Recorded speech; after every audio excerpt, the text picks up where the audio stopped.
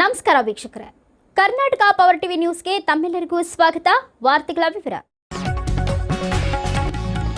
ಅಯ್ಯೋ ಎಂತ ವಿಪರ್ಯಾಸ! ಚರಂಡಿಯ ಕಲುಷಿತ ನೀರು ರಸ್ತೆಗೆ ಹರಿಯುತ್ತದೆ. ವಾಹನ ಸವಾರರು ಜಾರುವ ಅಪಾಯ.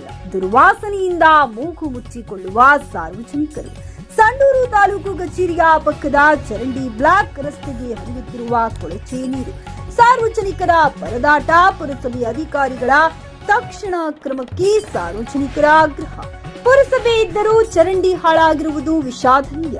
ಕೂಡಲೇ ಸಂಬಂಧಪಟ್ಟ ಅಧಿಕಾರಿಗಳು ಎಚ್ಚೆತ್ತುಕೊಂಡು ಸಫಾಯಿ ಕರ್ಮಚಾರಿಗಳಿಂದ ಬ್ಲಾಕ್ ಆಗಿರುವ ಚರಂಡಿಯನ್ನ ದುರಸ್ತಿಪಡಿಸಿ ಸಾರ್ವಜನಿಕರ ಹಾಗೂ ವಿದ್ಯಾರ್ಥಿಗಳ ಆರೋಗ್ಯದ ಹಿತದೃಷ್ಟಿಯನ್ನ ಕಾಪಾಡಬೇಕೆಂದು ಸ್ಥಳೀಯರ ಮನವಿ. ವರದಿಗಾರರು ಮೊಹಮ್ಮದ್ ರಫಿ, ಬಳ್ಳಾರಿ ಜಿಲ್ಲೆ.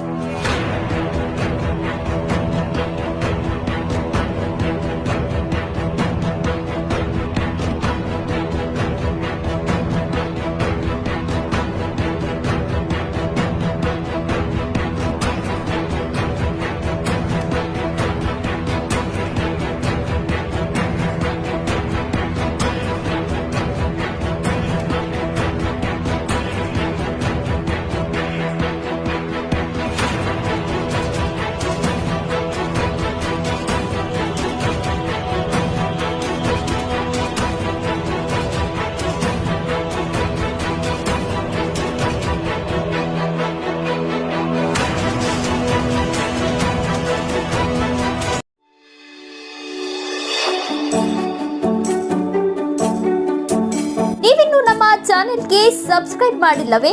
ಹಾಗಿದ್ರೆ ತಡಬೇಕೆ? ಹಿಂದೆ ಸಬ್ಸ್ಕ್ರೈಬ್ ಮಾಡಿ, ಬೆಲ್ ಐಕಾನ್ ಪ್ರೆಸ್ ಮಾಡಿ, ಶೇರ್ ಮಾಡಿ, ಕಮೆಂಟ್ ಮಾಡಿ.